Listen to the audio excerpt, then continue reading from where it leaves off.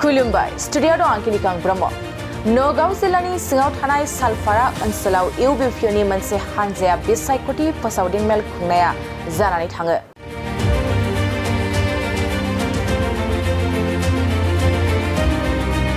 मिरु खौसेथि बर' सुबुं आफादनि आफादगिरि मनरन्जन बसुमतारिनि आफादगिरि मासि लानायाव मेलखौ बेखेवनानै होयो खौसेथि बर' सुबुं आफादनि गाहाय नेहाथारि पीताम्बर ब्रह्मआ।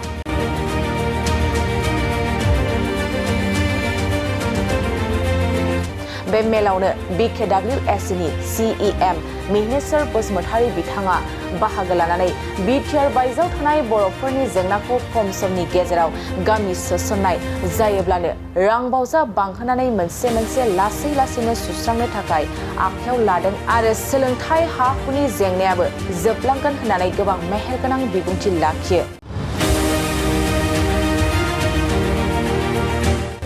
सामुगुरि बियाबनि बिजाथि दिप्लु रन्जन शर्मानि जानानै बिसायख'थि फोसावदिं मेलावनो BKWSनि CEM प्रदीप सरगियारि बिथाङाबो बाहागो लानानै ओनसोलनि धोरोम थानसालि फरायसालिफोरखौ मोजां थासारियाव लाबोगोननि थाखाय दानि सोलिफुनाय सरकारजों सावरायनानै खोथा होयो होनना बुंथियो।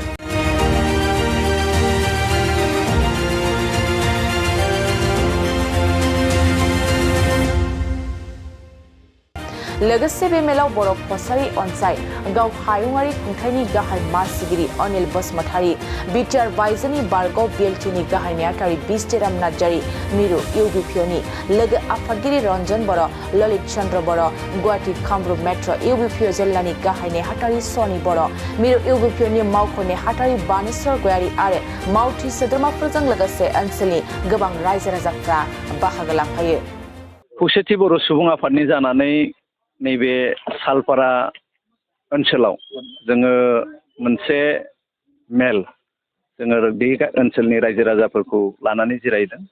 जिरायनाय थांखिया जाहैबाय जि मोनबा बियाबनि बाइ इलेक्सन जानो थांगासिनो दं। बे मोनबा बियाबनि बाइ इलेक्सनाव नैबे सामुगुरि समस्तिनि NDAनि बिजाथि दिप्लु रन्जन शर्मा बिथांनि जानानै जोङो रायजो राजाफोरखौ फैगौ 13 नभेम्बराव जाहाथे BJP दोलोनो भट होयो बेखौ खावलायनो थाखाय जों फैदों। दा नैबे ओनसोलाव फ्राय 5000 बर' भटार्स दङ सामुगुरि समस्तियाव।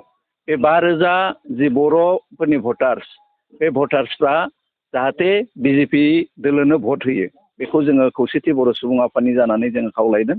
जोंहा जिहेथु गोबां जेंनाफोर दङ जोङो खौसेथि बर' सुबुं आफाद हिसाबै जों जि हाबाफोरखौ मावबाय थादों बे हाबाफोरखौ जाफुंहोनोबा जोंनो जिहेथु आसाम सोरखारनि मददनि गोनांथि लोगोसेयै जि बिटिआर एकर्ड बे बिटिआर एकर्डनि मोनफ्रोमबो दफाखौ मावफुंनाय आरो ट्राइबेलनि जि जेंनाफोर बे जेंनाफोरखौ सुस्रांनायाव BJP दोलोआ जोंनो मावनानै होनो थाखाय खोथा होदों। बिनि थाखाय गासैबो बर' रायजो राजाफोरखौ नैबे सामुगुरि बियाबल' होननानै नङा मोनबा जि बियाबाव दा बाइ इलेक्सन जागोन बे बाइ इलेक्सनाव NDAनि बिजाथिफोरनो भट होनो थाखाय जोङो खावलायदों। नैबे ओनसोलनि जिथुनाखि थासारि बहुत गाज्रि मा खावलायगोन जे आसाम सरकारखौ नैबे ओनसोलाव जे रायजोफ्रा गोबां बोसोरनिफ्रायनो रायजो जाबोनाय बेबायदि ओनसोलाव दिनैसिमबो जे जाखांफुनाय नङा बेबायदि हिसाबाव दानि सरकारखौ मा खावलायगोन? जोङो नायदों खोब खाथिनिफ्राय नायदों गोबां बोसोर बारलांबाय नैबे ओनसोलाव रायजो जानाय बर' फिसाफोरनि दा हा हुनि जेंना दङ सोलोंथाइनि जेंना दङ लामानि जेंना दङ इनफ्रास्ट्राक्चार डेभेलपमेन्टआ नैबे ओनसोलफ्राव फ्राय जायाखै बेफोरखौ जाहाथे मावफुङो बिनि थाखाय जोङो जोंनि जि बिजाथि बे बिजाथिनो भट होनो थाखाय जोङो खावलायगोन आरो बे बिजाथिजों लोगोसे आसाम सोरखारजों नैबे ओनसोलनि जेंनाफोरखौ सुस्रांनायनि थाखाय जों खौसेथि बर' सुबुं आफाद जानानै सिगाङाव थानानै जोङो खामानि मावगोन।